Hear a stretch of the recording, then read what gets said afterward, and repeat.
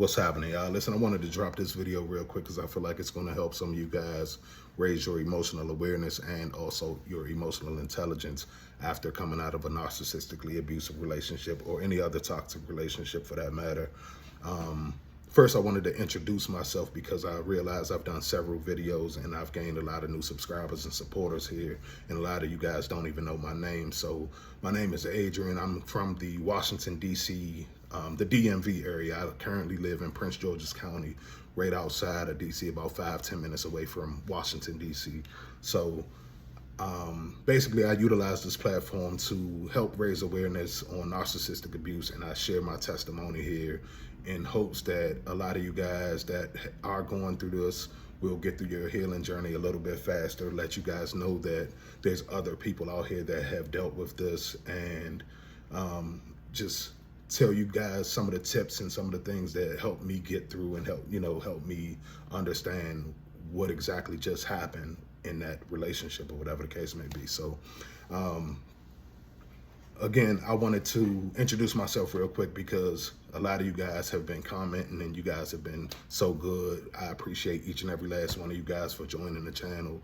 Y'all have been great in the comment section, and I've gained so many new subscribers from like my last 2 videos. I took like a 2-month break where I didn't post anything, and then it was like a blessing to come back to so much love and support and all of that kind of stuff. So from the bottom of my heart, if you guys are new here, or if you've been rocking with me from the start, or anywhere in the journey, man, I absolutely appreciate y'all just for being here, rocking with me, and continuing to support each other in the comment section, that kind of thing.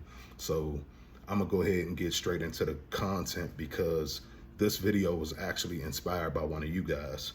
So Kate Belford got in the comment section and she left a comment that really made me think about, it was like a real thought-provoking comment. So she says, how does the cycle change when they rush new supply into an engagement after only a few months, jumping from person to person, but the new supply is barely, she said, but the new supply, it's barely been 6 months, and he just announced they would be engaged very soon after a confrontation about rushing introducing our child. So I take it, just to recap or summarize, Kat, what I think you're saying is you got into an argument with your toxic ex over the kids because he wanted to introduce the kids to the new supply. And then all of a sudden after that argument, he ran off and got engaged to the new supply. So the first thing I wanted to say, because like I said, your question and your comment kind of sparked so many different things. So one of the first things you said is, how does the cycle change? And one of the things that I wanted you to realize, and one of the things that I want all of you guys to understand, is the cycle is the cycle. The cycle is going to be the cycle regardless of what it is that you do, because a lot of this has nothing to do with you. These are like their own defense mechanisms that they have built in, and you're just there. You're like, you're experiencing.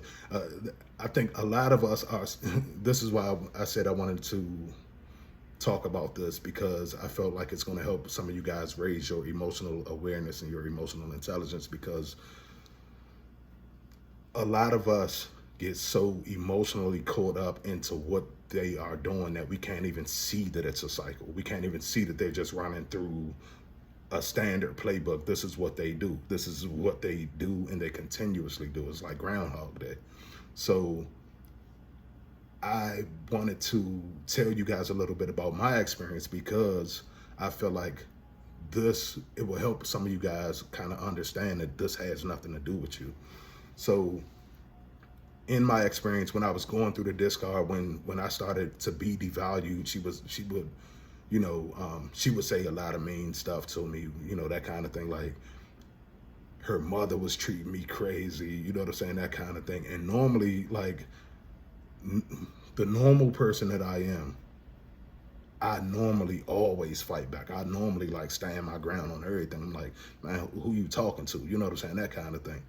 But it was so out of the ordinary. It was so like, it's not even a reason for you to be talking to me like that. So when people start to like get stupid, you know what I'm saying? When people start to act very immature with me, I usually try to take the high road because I'm looking at the situation and I'm like, this ain't even really a beef.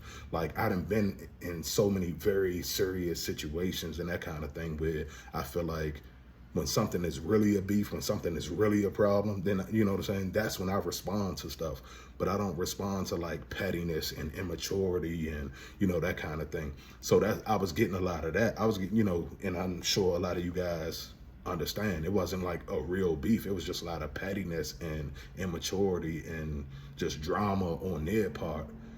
And I'm trying to like make sense of it, but I wasn't reacting to it.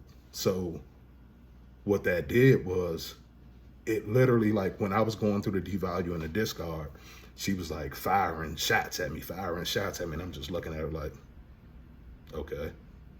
And like, you know what I'm saying? I'm like, so it honestly looked like this person was just arguing with themselves. Like if you really look at it, this person was just going through the cycle. She was going through the cycle regardless of what my reactions was. She was going to discard regardless. Like I could literally have sat there and said nothing at all, and she was still going to go through her cycle because the cycle is the cycle. She has to go through the, you know, the love bomb, the devalue, and then they're going to let you go. They're going to go through that regardless. So I want some of you guys, like a lot of us don't understand that because we're so emotionally involved and invested into the situation where we can't see that this is just a play that they're running. This is just like they stuck on a loop. So when you take yourself out of that loop and you start to really recognize like, I don't even had nothing to do with this. Like this person is just acting how she acting, or this guy's acting how he acting because he just doing what he want to do. Now, I'm not saying that they don't have their own defenses in place for whatever reasons they feel the way that they feel, or if you caused some type of narcissistic injury, whatever the case may be. However, I don't respond, like me personally, I don't respond to foolishness.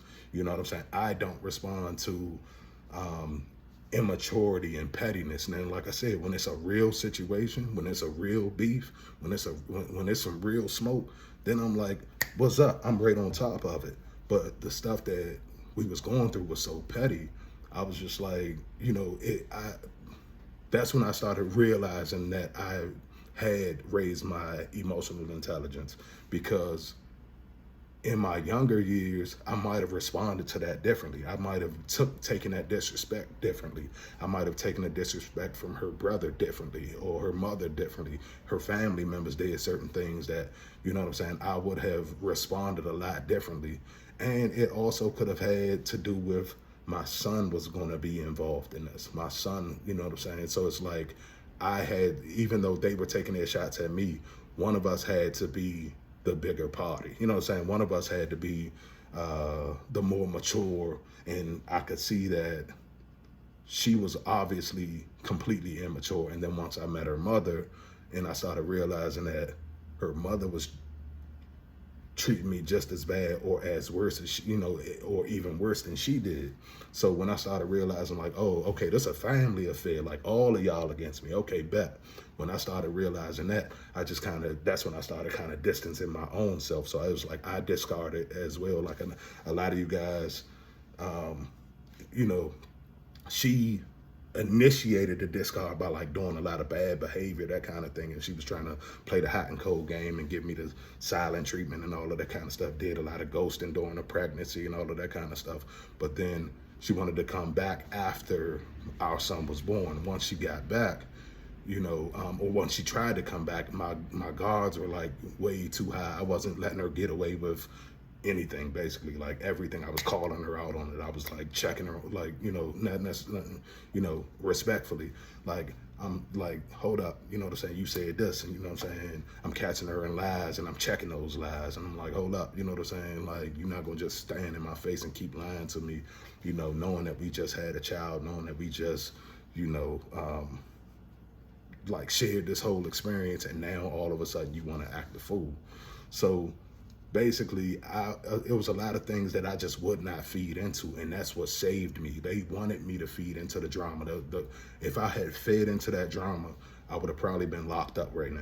If I had fed into that drama, you know what I'm saying? Who knows the fate of my son? You know what I'm saying? Who knows what my son would have experienced without me being out here, or, you know, that kind of thing. If I would have, you know what I'm saying, did something to her brother when him and I bump heads, you know what I'm saying? I talked about that in a few other videos, but I'm sure, you know, it'll come up again in later videos. But when him and I bump heads, it was like, you know, that could have went any kind of way, because I'm not really, you know what I'm saying? Like, I'm not really sweet for it like that. You know what I'm saying? Like, he got away with a lot of stuff that he got away with because of the circumstances of the situation. And like I said, you know, his sister is pregnant with my son. You know what I'm saying? So I didn't want to take it there.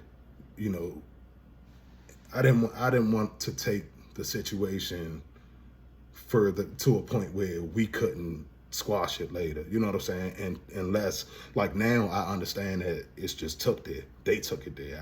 I didn't have to take it there because they already took it there. But, you know, I didn't want, I guess, the guilt on my behalf to be like, oh, well, you know, you played into that. You know what I'm saying? Like, I was so emotionally immature that I played into that. You know what I'm saying? So I wanted to share that with you guys, because I feel like a lot of you guys will realize, like, wait a minute, these people are just playing me. Basically, they playing you against you. You know what I'm saying? Like, and then the reason why I want to touch on that a little bit further too, she said something else in the comment where it was like, how does the cycle change when they basically swap out and get new supply? And when they swap out and get new supply, and they get engaged to new supply real quick, and, you know, that kind of thing, and it's been so fast and all of that. One of the things that I just said, they play you against you. They play yourself against yourself, basically. So what I mean by that is, you have to think about the things you want out of life. Like your natural boundaries, the things that you naturally feel about yourself. Like me personally, here's an example. I was never the type to rush into relationships. I always wanted to take my time getting into relationships. Now, you may have that boundary. So when they met you, you could be a person just like me, of like, hey, listen, I could like you. We can hang out. We can kick it. We can do this. We can do that. But I'm not rushing to put no titles or none of that kind of stuff. When the narcissist finds out that you're that type of person, they're going to use that against you. They're going to use, oh, well, you know, I thought you didn't really want a relationship anyway. I didn't, you know what I'm saying? And you're like, well, no, I didn't say I didn't want a relationship. I said, I don't rush into them. I don't, you know, just jump into a relationship with anybody just because, oh, this person likes me, or this person thinks I'm attractive, or I think this person's attractive. I don't, you know, I have to deal with you for a while and all of that kind of stuff. So now in their mind, okay, I got a minute to play with you. I got time on the leash, you know what I'm saying, to play with you for a couple years, because you're not the type to rush into anything right away. And anyway, now fast forward, the new supply could have weaker boundaries, or, you know, the narcissist could very well be still trying to make you jealous. They're trying to make you jealous by getting with this new supply, and then the new supply doesn't have that boundary in place. Toxic people and abusers, they're opportunists. And, you know what I'm saying, that's one of the major things, one of the major takeaways from this video is toxic people are opportunists. They're going to get away with what you let them get away with. You know what I'm saying? And that's why I'm saying we all have work that we need to do on ourselves, because a lot of us got into situations where we shouldn't have given anybody that much control over us. We didn't know, you know what I'm saying? I'm not saying that it's our fault, but we, you know, we allowed somebody to come into our lives and basically have that much control over us because we thought we were in love, or we thought that, you know, it was going to lead to love, or we thought that it was going to be like this fairy tale type of situation, or whatever the case may be. But yeah, so basically the narcissists, they're going to play you against you. They're going to play the new supply against the new supply. If that new supply, their boundaries is so low that they're just willing to just marry just because, like, willy-nilly, then of course, why not get married, you know, 6 months down the line? That's future faking them as well. So the same way that they future faked you, they're future faking the new supply, and the new supply just didn't have that boundary in place. They don't have the boundary to say, nah, I'm not gonna just marry just anybody because, you know what I'm saying? Like, just because you came into my life and we having a good time for 6, 7 months, whatever the case may be. So a lot of you guys are getting it misconstrued or like mixed up, thinking that they've gone on to the new supply and like this has broken the cycle with you. And nah, it's like, it's a cycle. They're gonna do the same thing when they get over to the new supply. They're gonna do the same exact thing. Different things may happen in that relationship based on what the new supply is going to go for. You know what I'm saying? The same thing that happened with you. It's certain things that, like, it took her so long to like basically break me down because I was not, it took her 10 years to get a baby out of me, basically. Like, that's how I look at it like that. It's like, even though people say, well, your boundaries was low and your boundaries, that kind of thing, like, I don't necessarily feel that that was the case because it basically took her literally popping in, leaving out, popping in, leaving out, popping in. And over that time, even though we hadn't been like in a full-fledged relationship, I thought that during that time we had been friends that whole time. You know what I'm saying? I'm thinking that, okay, well, even though we're not in a full-fledged relationship, she's, you know, she would give me some sob story about her family or whatever the case may be. And then I would like, oh, okay, well, just, you know, do your thing. I was busy too. I had a lot of stuff going on in my own personal life, businesses that I was starting and all of that kind of stuff. So it was like, I just didn't play her that close, you know what I'm saying?